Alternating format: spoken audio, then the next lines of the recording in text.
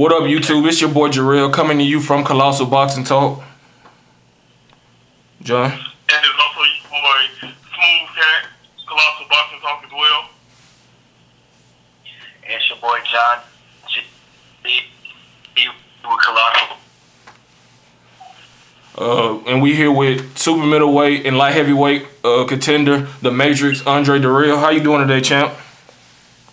I'm doing pretty good. How about yourself? I'm doing pretty good. Can't complain. My first question is, we all know that you have a fight coming up December 19th on Showtime. I heard that your potential opponent is could be against Derek Edwards. Could you confirm that? And if so, could you speak a little bit about that fight? It is confirmed. I will be fighting Derek Edwards on the 19th of December on the undercard of Adonis Stevens. You know, the co-main, and all I know is I've watched Derek Edwards twice. I've seen him fight Anthony Henshaw, and I watched him stop Badu Jack. You know, I know he's a man with power. I know he's going to come a lot hungrier than he's ever come with anyone before. So all I can do is prepare myself and get ready for action, man, and I know I'll be ready when the time comes. We looking forward to that fight, John. How you doing?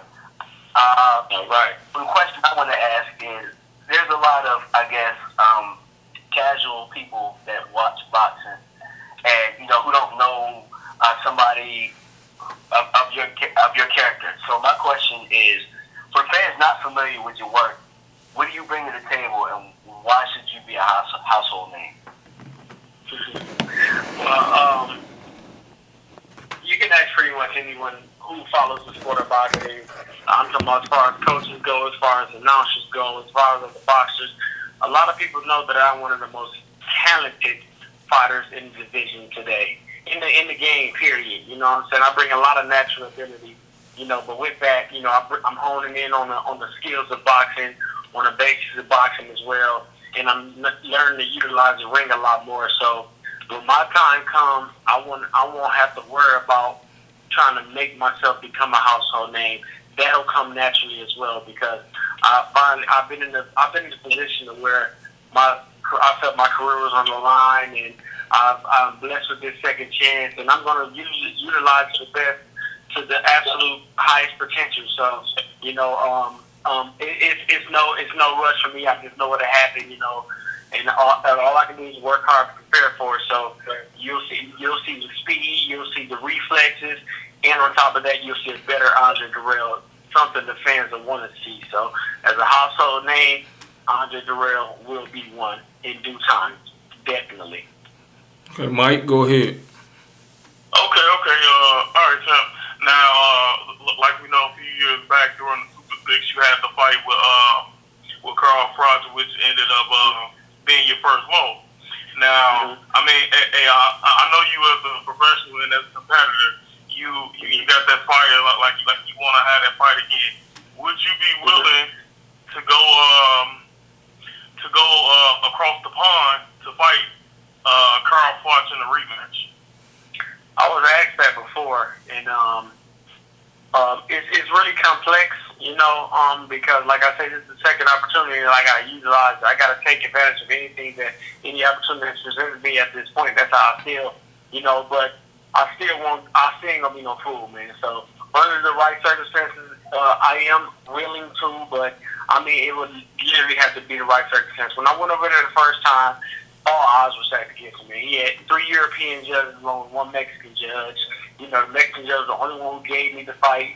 The other judges, one of the judges even gave me 9 rounds. Where the hell did that come from, And including a European referee who took that bogus point from me, So I'm willing to, but the chances are slim to none, because I know they would the odds wouldn't be in my favor again, man. I say let's have it on neutral turf, you know what I'm saying? We can have it in American USA. He's never fought in Las Vegas. He said he wants to fight in Las Vegas.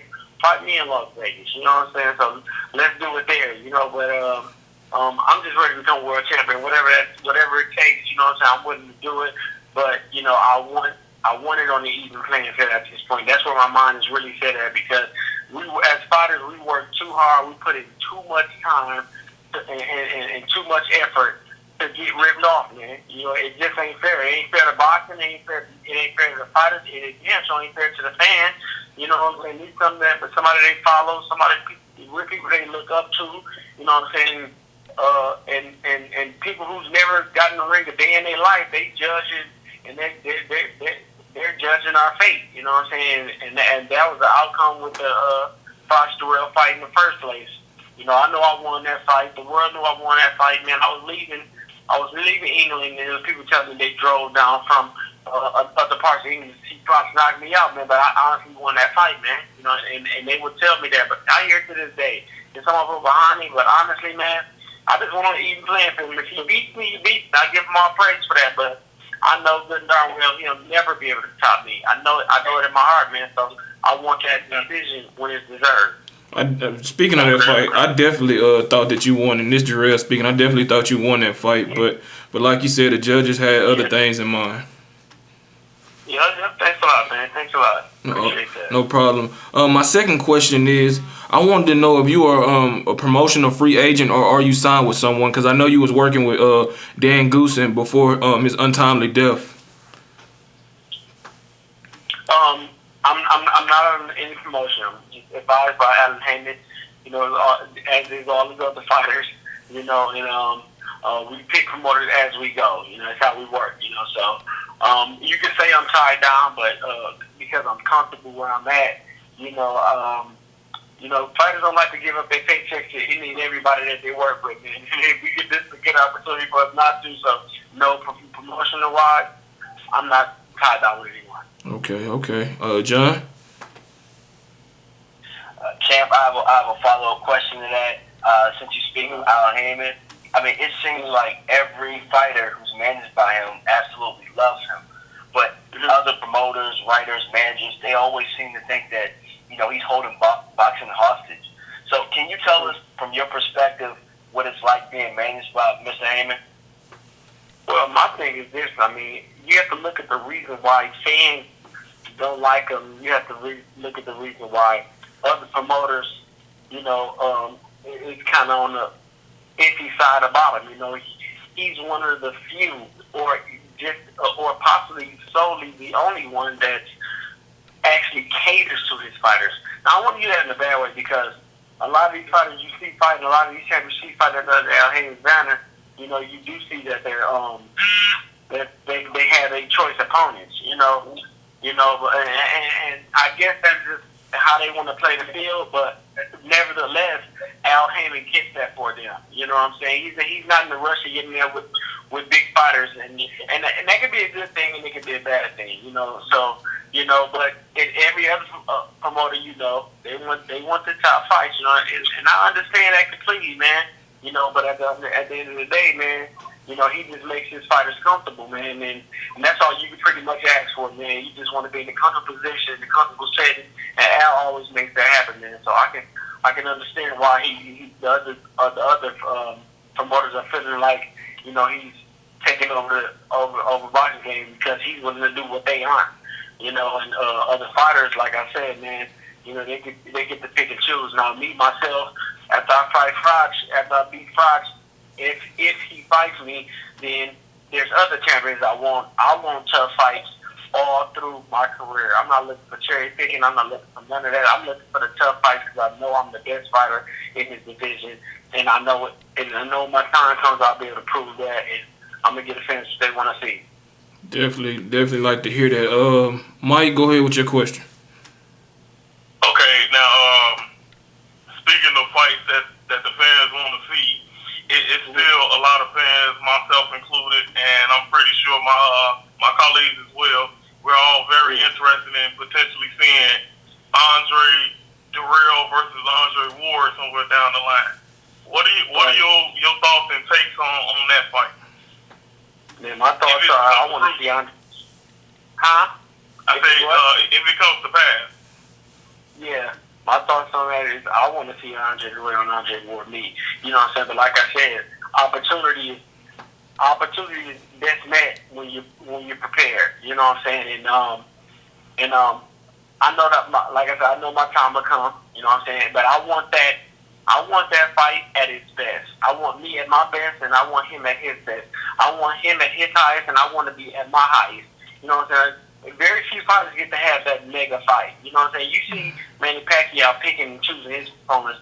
You see Floyd at this point picking and choosing his opponents. They pretty much run out of fighters besides himself. But when them two meet, that's a mega fight. That's something that's, I mean, you can put it in any arena. You can collide to a reach together, and it still wouldn't be enough seats. You know, that's what I want. I want that for myself as well. And I know they were talking about me and Andre Ward since we were out of the Olympics fighting each other. You know what I'm saying? Fresh out of the Olympics when it was just like unrealistic. You know what I'm saying? So like even now we could fight, and I believe that the arena will sell out. I believe everybody will want to see that fight simply because of the sheer talent that you have, you know, in that ring. You know, but like I said, I want it at its best. I want it at its highest. I want it when they feel like the odds is pretty much even. They're just going to say regardless. They're going to say regardless. Andre Dirrell is going to be the underdog, and I understand that. Why? Because of inactivity. Simple and plain. You know what I'm saying? Ward's been up on the pedestal. He's been doing this thing. You know, I'm hoping he gets out of that situation soon, man, because, one, he's a hell of a guy, man. I'm not talking about a fighter. He is one hell of a guy. He is a role model for a kid, guy fan, man. And a good dude just overall, you know. So I'm hoping he gets out of that situation for that reason alone. And two, because he's a competitor. He refuses to lose, man. He doesn't lose is not in his repertoire, you know. So and me on the other hand, I know I have that same passion and the same drive. If I didn't then, I do now. So at our best, that's when I want to give it to the fans. All right, well, we definitely look forward to that fight down the line.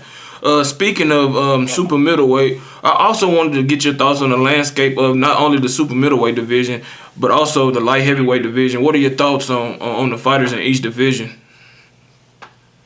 Tough. When you look at the super middleweight division, you have a lot of guys with speed, man. You have a lot of guys with talent. And you go to the light heavyweight, I mean, it's like they're two totally different area codes. You know, when we talk about super middleweight and light heavyweight, but they're really right next door. It's pretty much the same weight class, man. You know, and it's a guy that's 75 with a lot of power. I mean, Kovalov, Adonis Stevens. You know what I'm saying? You got a lot of guys that can hit in that division, man. So,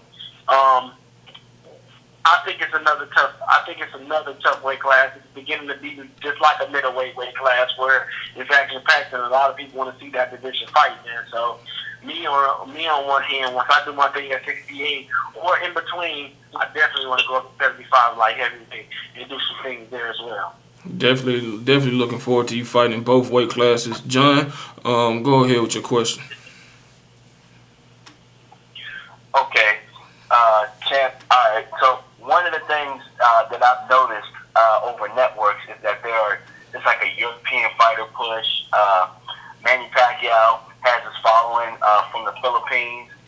As you know, being a fan and a fighter of boxing, you know, you get a lot of Mexican fighters with I guess, the support. So my question is, as an American black fighter, why do you think that black fighters have a hard time gaining support over the whole country, as in having the whole country back them? And one I can say, you have so many flamboyant fighters, you know what I'm saying? Like I said, that ain't a bad thing, you know. It's just that I know for a fact that blacks dominate this sport and pretty much every other sport that we even deal with, man. You know what I'm saying? And for once, it's good to see black fighters on the back end or coming up short. You know what I'm saying? You get a lot of Europeans, like you said, taking advantage of the game. You know what I'm saying? Winning world championships. The heavyweight division, we can't get a solid black heavyweight champion. You know what I'm saying? We ain't had one in a while, man. You know, but we do have some coming up that's pretty good, man. But I definitely believe that it's just like that for black. I say black people in general, man. Not to bring race into this whole thing, man, but that's just what it is, man. You know what I'm saying? And hopefully things will change, man. But all we can do is keep fighting, keep showing our skills, because when it comes to pure boxing, we own that. We own that. When you see boxing, when you talk about boxing, every letter in that word, man, black people are it, man. We're the creme de la creme of boxing, man. It's just that. I really don't know. You know what I'm saying? I mean, it's a complex question you're asking, but you know, when it comes to pure skill, man, the black fighters have it. So I really don't see why, we don't have as big of a following as other fighters do. But that has a lot to do with countries too now. You know what I'm saying? 'Cause as an amateur, I fought in a lot of places. Man, I've been to Cuba. They're following this fantastic. Man, I fought in front of Fidel Castro. Man, he's showing up that fight, man. So you know that's big. I've been to Europe. I've been to Ireland. I've been to Olympics, man. And I'm talking about, these countries. They follow their breed. You know what I'm saying? They follow their race. It's just as simple as that, man. And you got Americans. It's a melting pot, man. So. It's just really hard to say, man. It's a complex question. Like I guess I just gave you one hell of a complex answer, but it's fair to be realized. I mean, it's a black guy running the sport, so that's pretty much all we can ask for. Definitely respect that. Mike, go ahead with your question. Okay, Andre. Now I'm gonna kind of go back to my last question a little bit. I'm gonna take a snippet. Okay, you said something about Andre Ward, how he has that fire not to lose, and if you you have it too, you have it now. If you didn't have it then, now I mean, is that like saying say I'll say the first half of your career you felt that you felt that you didn't have it then, or is it just a thing like now with the opportunity that's presented to you that you have it now? Yeah, that's one hell of a question, man. That's a good question, man. That's one hell of a question, and that's a question I've been asking myself as well, man. I didn't know I didn't have it, but I did. Simple as that. I didn't know I didn't have it, but I did. You know what I'm saying? Because the hunger I have now, the drive that I have now, it's unfathomable. I really can't explain it. I could have been the Super 6 champion. I could have unified the super middleweight division, all the belts. I could win the 78 and won all them titles. I honestly don't believe that I would have this same mindset or this same drive, if I hadn't went through what I had to go through to get to this point. If I had a second chance, now I know what to do with it. Now I know how much boxing actually means to me, man. All through life, man, growing up, my father wasn't there, but my grandfather was. And he catered to us, man, simple and plain. I wasn't a spoiled child, but at the end of the day, I had what I needed.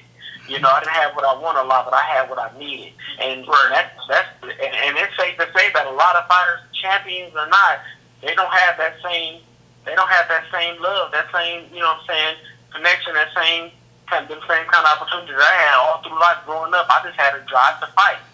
No matter what I had, I still had at 17, I had a brand new car off the lot in high school, man. My grandfather bought for me. So, if I thought I knew a challenge, I was wrong, man. Because I went through it this time, and yes, I am hungry, and yes, I do realize how much boxing means to me, and I'm so grateful that happened, man. So that drive, that hunger, that determination is in me like never before, man. I mean, I like I said, I can't explain it, and it's unfathomable to me for me to try to break it down for you. So all I can do is accept this gift, accept this second chance, be blessed that I have it, and try to give the fans what I owe them, try to give my family what I owe them, and give myself what I owe myself, man. And that's the World Championships and greatness. Hey, man. Hey, I definitely respect your answer. Hey, I can hear the passion in your voice. That it's like you got that, man. I want to get out there. I want to show everybody that it is. It's fair, man. I really appreciate that. It's all the way, man. I appreciate that so much, my man. Hey, we definitely respect that answer. We respect you as a fighter, and we look forward to seeing you doing great things. We don't want to hold you much longer. We want to wish you the best with the rest of your career. And could you do us a favor and give Colossal Boxing Talk a shout out if you don't mind? A shout out to who? Colossal Boxing Talk. Oh, this is Andre Dirrell, Flint, Michigan native, Florida man now, and I'm just giving a shout out to Colossal Boxing Talk. Thanks for the interview, man. One hell of a person. I'm glad it's a blessing to be on the show. Hey, and we appreciate you for granting us this opportunity. And like I said, we wish you the best of luck with the rest of your career. And hopefully we can talk to you again at the December 19th fight. Definitely. I've been looking forward to it, my man. You got my number stored. Yes, sir. All the way. All right, take it easy, champ. All right. You as All right, well. appreciate Thanks a it, lot. champ. Have a good night, champ. Yep. You as well. You as well. All right. There you have it, YouTube. Exclusive interview with super middleweight and light heavyweight contender, The Matrix, Andre Dirrell. Like the video, comment, subscribe. Until next time, I'm out. Peace.